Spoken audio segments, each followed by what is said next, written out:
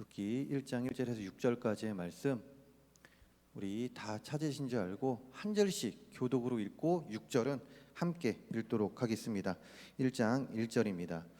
사사들이 치리하던 때에 그 땅에 흉년이 드니라. 유다 베들레헴의 한 사람이 그의 아내와 두 아들 데리고 모압 지방에 가서 거류하였는데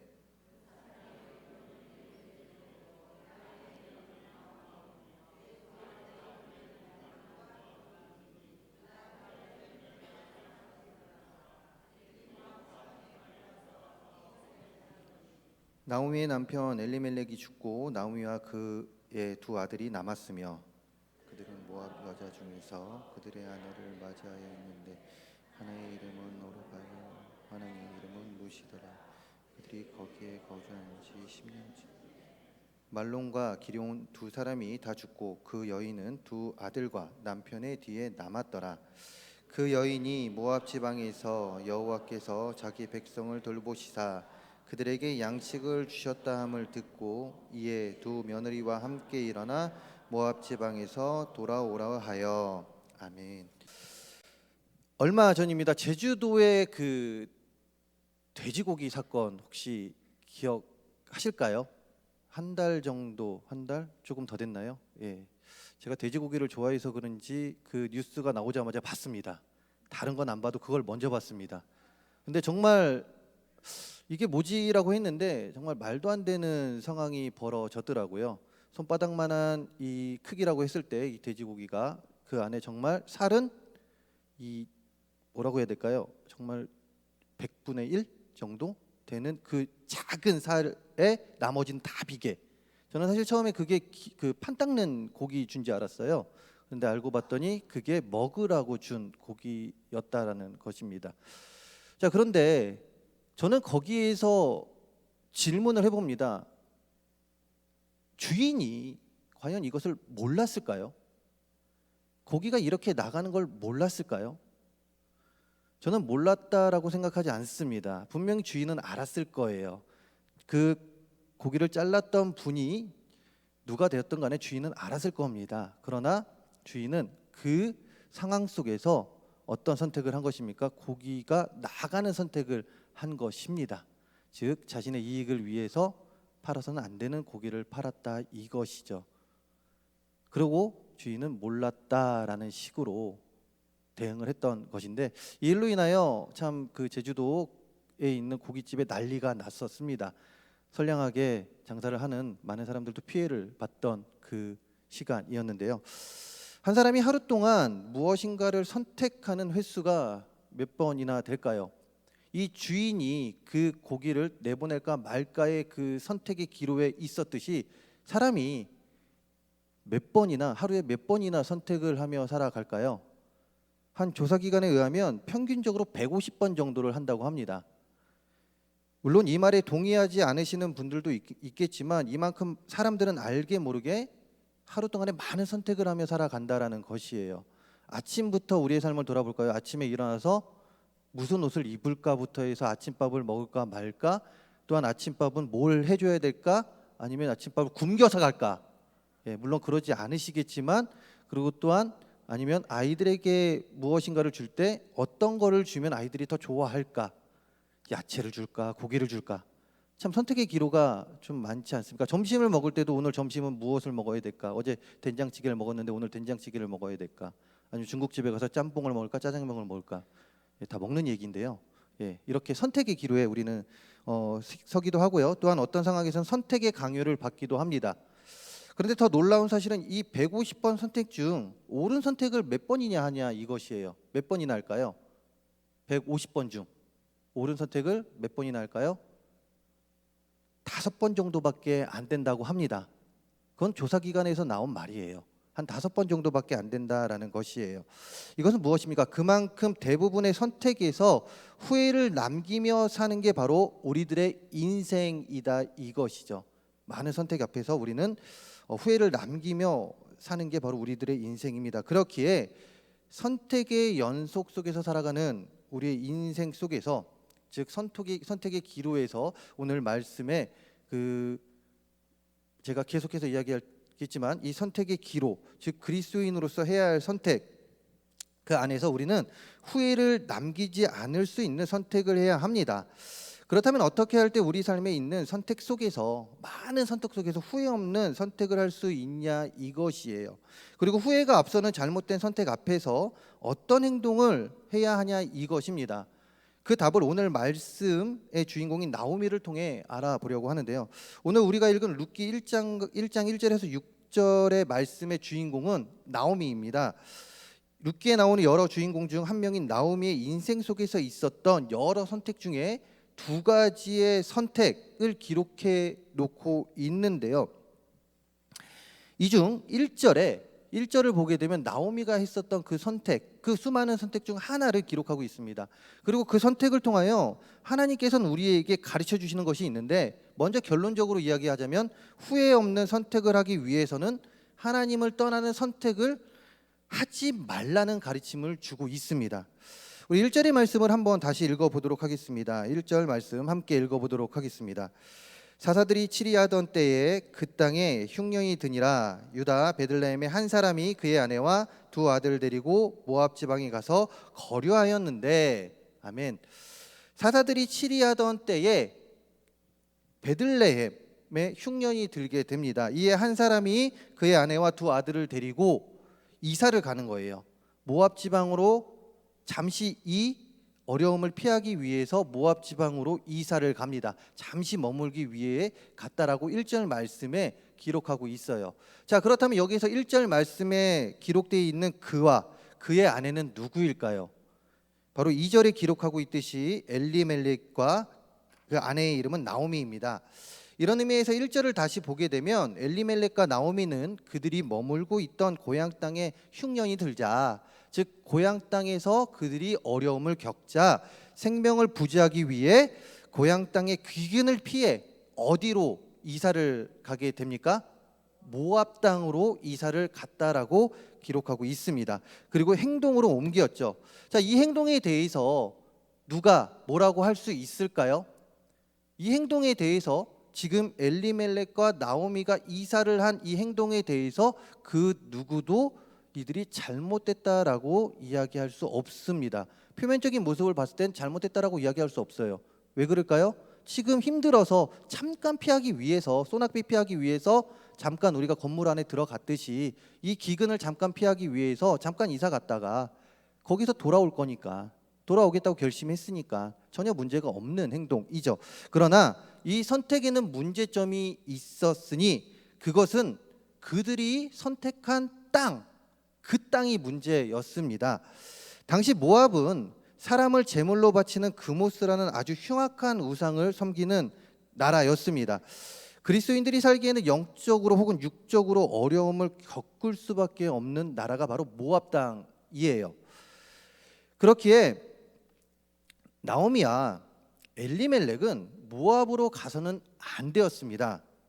왜요? 그들은 나 외에는 다른 신을 섬기지 말라라는 하나님의 첫 번째 계명을 분명히 알고 있었던 부부였고, 하나님께서 이스라엘이 우상을 숭배하는 행위뿐만 아니라 그곳에 머물러 있는 것도, 즉 하나님을 믿는 자들이 우상을 숭배하는 그 땅에 머물고 있는 것도 싫어하는 것도 알고 있었고, 몇 번씩이나 그들에게 경고를 하였고 벌을 내리셨던 것을 알고 있었던 자들이기 때문이죠.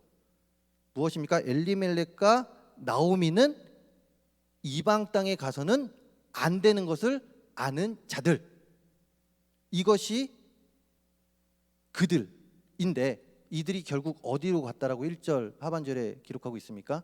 모압 땅으로 갔다예요. 즉 우상을 숭배하는 그 땅으로 갔습니다. 그러므로 흉년을 피하기 위해 고향을 떠날지언정 그들은요, 하나님을 예배하는 자들이었기 때문에 모압 땅으로 가서는 안 됐습니다. 다른 땅으로 갈지언정 모압 땅으로 가서는 안 되는 자들이었어요.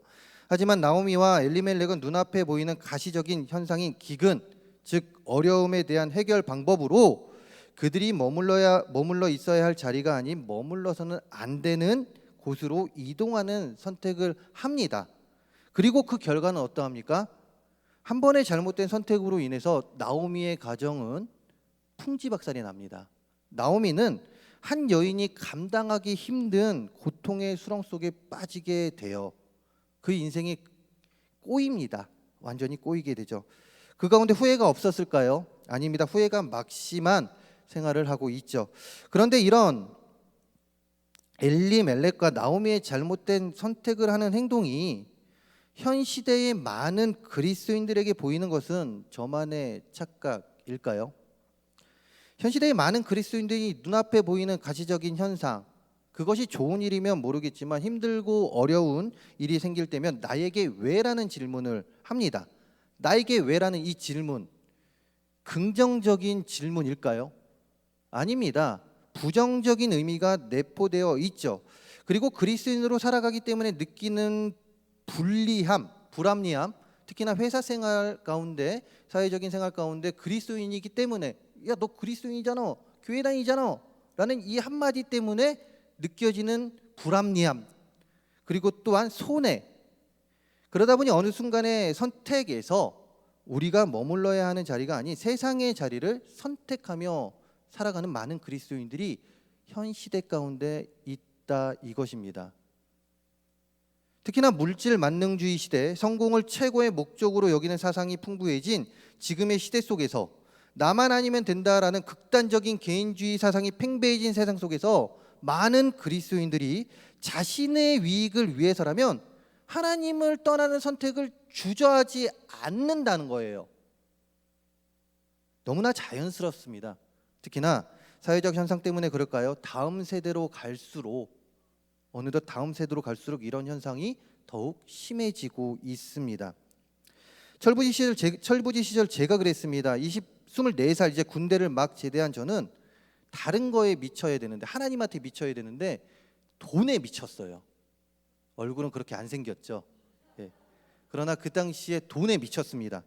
그래서 24시간 중 거의 매일 같이 16시간가량을 일을 했어요.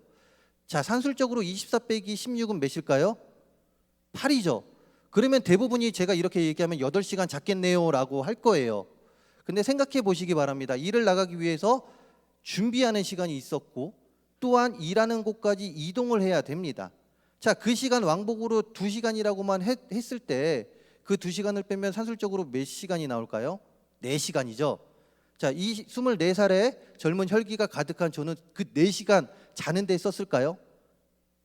놀아야죠. 예, 놀아야죠. 거의 뭐 잠자는 거는 둘째치고 돈에 미쳐서 돈 벌기에 바빴고 놀기에 바빴습니다. 새벽에 일어나 기도를 해도 모자랄 판에 저는 그 시간에 돈을 벌기 위해 일을 하였고요.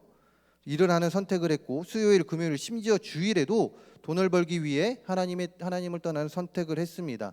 그렇다고 많은 돈을 벌었던 것도 아니에요. 정말 많은 돈을 벌었던 것도 아닙니다. 얼마 되지 않은 돈이었습니다. 그러나 그 돈에 목숨을 거는 선택을 했던 저입니다. 처음에는 재미가 있었어요. 왜냐하면 다른 이들보다는 그래도 조금의 더 많은 그 물질을 갖고 있었기 때문에 재미가 있었습니다. 그러나 시간이 지날수록 재미 이면에 후회가 많이 들었습니다. 왜요? 그 행동으로 인하여 몸도 안 좋아졌고, 혹사를 했었던 저의 몸도 안 좋아졌고, 사명을 온전히 감당하지 못했던 저였습니다. 무엇보다도 하나님과의 관계에 문제가 생기면서 영적으로 바닥을 쳤던, 정말 지하의 땅을 파면 아마 생각하지 못할 정도의 그 영적으로 바닥을 쳤던 그 시기였기에, 철없을 때의 한 번의 잘못의 선택으로 저는 재미를 떠나 많은 것을 잃었던 그 시기였습니다.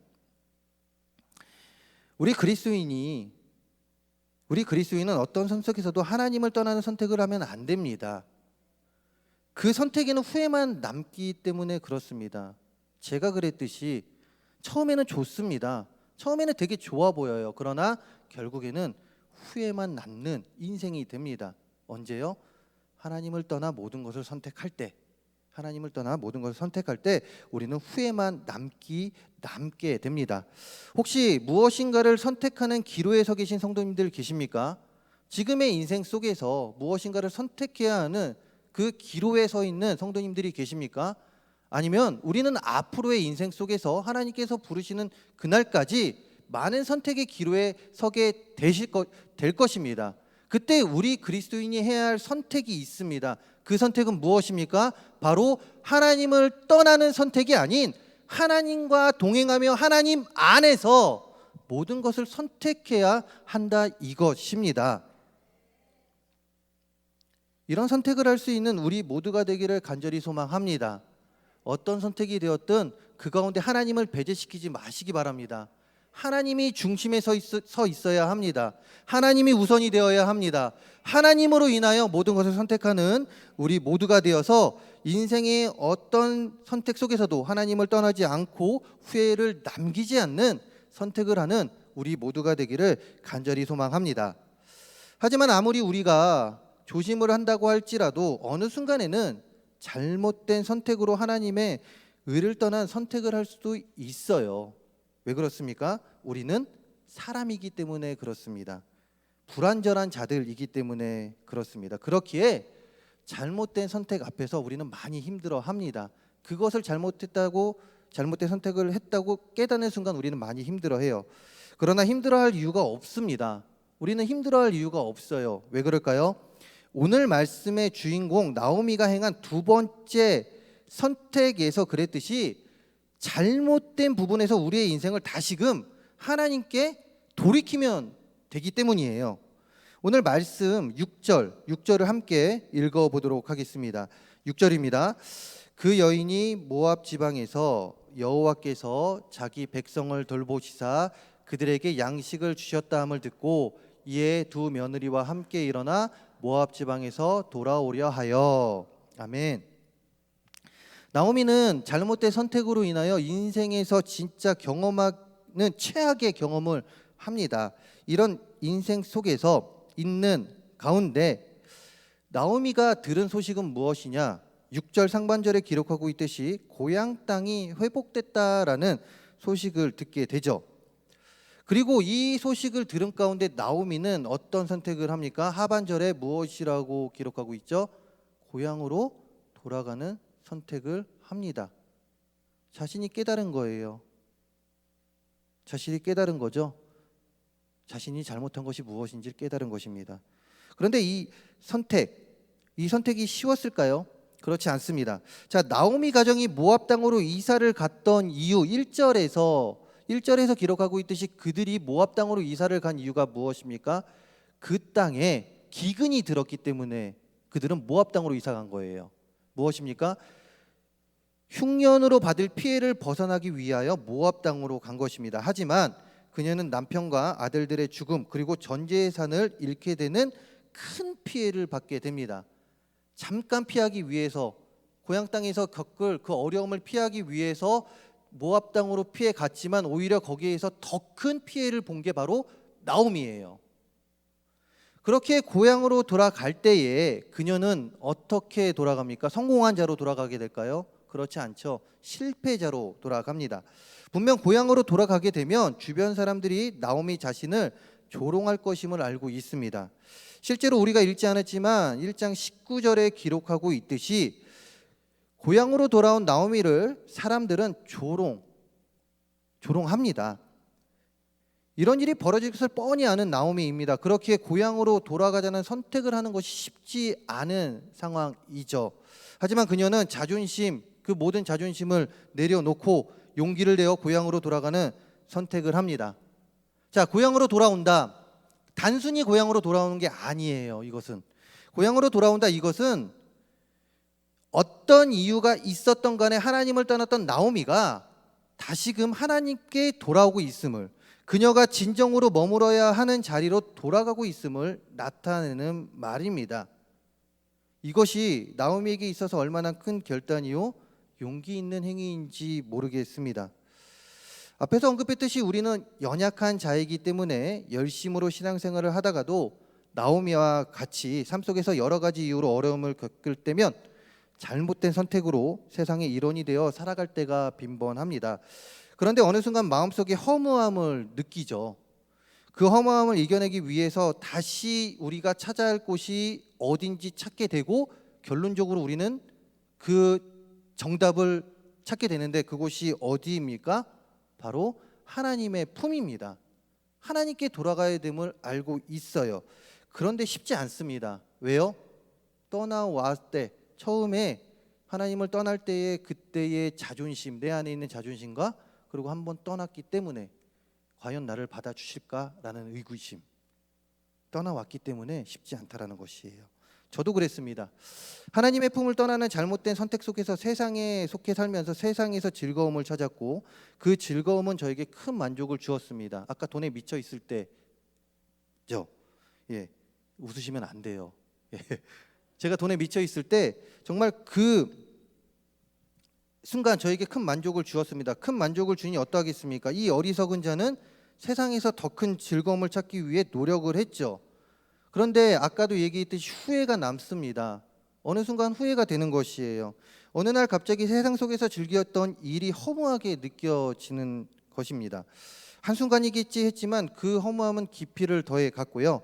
그러면서 왜 허무를 느끼는 것일까라는 답을 찾기 위해 노력을 했는데, 결국 그 답은 제가 있어야 할 자리, 그 자리가 아닌 곳에 제가 머물고 있었던 것이죠. 그곳에 머물고 있다 보니까 처음에는 좋았지만 시간이 지날수록 허무하고 헛된 인생임을 깨닫게 됩니다. 이에 제가 해야 할 일은 무엇입니까? 돌이키면 됩니다. 그런데 걱정이 앞서게 되죠. 어떤 걱정이요? 제가 머물러야 하는 자리로 돌아가면 하나님께서 저를 안 받아주시면 어떻게 하지라는 걱정이 앞섭니다. 그러나 정말 미친 척하고 용기를 내어 돌이킵니다. 누가요? 제가요. 그때 마음의 평안을 느끼고 삶이 변화하게 되었고, 그 결과 이 자리에 제가 서 있게 됩니다. 그리스도인들도 사람인지라 자신의 실수로 인하여 잘못된 선택을 할 수 있습니다. 여기 있는 우리 모두가 그렇다는 것이에요. 우리 모두가 그렇습니다. 그러나 그 잘못된 선택으로 하나님을 떠났다고 해서 우리는 영원한 패자가 되지 않습니다. 오히려 그때는 하나님의 은혜를 기억하고 하나님께 돌아와야 하는 때입니다. 그때 하나님께서는 우리의 삶과 신앙을 완전히 회복시켜 주십니다. 언제요? 우리가 돌이킬 때 우리를 완전히 회복시킵니다. 그리고 더 성숙한 그리스도인으로 우리를 서게 합니다. 이런 의미에서 앞으로의 우리들의 삶 속에서 올바른 선택을 하지 못함으로 인하여 신앙생활에 어려움을 겪을 수 있습니다. 왜요? 우리는 사람인지라 부족하기 때문에. 그때 우리는 다른 것이 아닌 용기를 가지고 돌이키는 선택을 하면 됩니다. 어디로요? 하나님 품으로, 하나님께 돌이키면 됩니다. 세상으로 갔는데 세상으로 돌이켜야 될까요? 그렇지 않습니다. 세상으로 갔기 때문에 우리는 하나님께 돌이키면 됩니다. 십자가로 돌아오면 된다, 이것이에요. 그때 하나님은 두 팔을 벌려 우리를 환영해 주시고 우리를 더욱 성숙한 그리스도인이 되게 하실 것입니다. 우리를 살리시는 분은 오직 하나님이십니다. 우리 오늘 찬양팀, 찬양대, 샬롬 찬양대의 찬양처럼 십자가의 보혈의 피가 우리를 정결케 하고 우리를 일으키시며 우리를 새롭게 합니다. 돌아오시기 바랍니다. 그곳으로 더욱더 돌아가시는 우리 모든 성도님들 되시기 바랍니다. 그리하여 교회만 다니는 자가 아니라 교회가 되어 하나님께 더욱더 영광 돌리며 하나님의 자녀로서 빛난 삶을 살아가는 우리 모두가 되기를 소망합니다. 그렇다면 어떻게 할 때 우리는 어떤 상황 속에서도 하나님을 떠나지 않는 선택과 잘못된 선택 속에서 깨닫고 용기를 내어 돌이키는 선택을 할 수 있냐, 이것인데요. 첫 번째로 욕심을 버리면 됩니다. 욕심은 사람들의 눈과 마음을 도덕적인 행위에서 벗어나게 만듭니다. 그리고 탐욕을 추구하는 자로 사람의 신분을 바꿉니다. 그러면서 사람들이 있어야 할 자리에 있지 못하게 합니다. 이 말을 그리스도인들에게 적용해서 바꿔 이야기하면 어떻게 되냐? 그리스도인들 안에 있는 추악한 욕심은 그들의 눈과 마음을 하나님으로부터 닫아버리게 만듭니다. 그 욕심이 하나님을 바라봐야 될 눈을 닫아버리게 만든다, 이것이죠. 그리고 탐욕을 추구하는 자의 삶을 살게 하지요. 그러면서 하나님의 화려함이 아닌 세상의 화려함 속에서 자신들을 그 자리에 위치하도록 노력하는 삶을 살게 합니다. 즉 그리스도인들이 있어야 할 자리에 있지 못하게 합니다. 욕심입니다. 욕심을 버릴 수 있어야 합니다. 우리 안에 있는 내가 컨트롤할 수 없는 욕심이 있다라면 과감히 버리시기 바랍니다. 십자가의 능력 의지하며 과감히 버릴 수 있기 바랍니다. 특히나 하나님의 말씀에 반하는 욕심이 있다라면 그 욕심을 철저하게 십자가 앞에서 버리시기 바랍니다. 그때 우리는 하나님을 떠나는 선택이 아닌 하나님의 곁에 항상 머무는 선택을 하게 될 것이고, 어떠한 선택 속에서도 우리는 하나님의 마음에 합당한 선택을 하는 삶을 살게 될 것입니다. 또한 자존심을 버릴 때 우리는 한순간의 잘못된 선택 속에서 깨닫고 용기 내어 돌이키는 선택을 할 수 있게 됩니다. 나오미가 자존심을 내세웠다라면 그녀는 계속해서 모압 땅에 머물렀을 것입니다. 그러나 그녀는 자존심을 버렸습니다. 그리고 하나님께 그녀의 삶을 그녀는 그녀의 삶을 하나님께 돌이켰습니다. 결국 이 일로 그녀의 인생은 또 다른 변화를 얻게 되고 그의 인생이 다시금 새롭게 시작되죠. 자존심은 잘못된 선택을 돌이키지 못하게 하는 요인이 됩니다.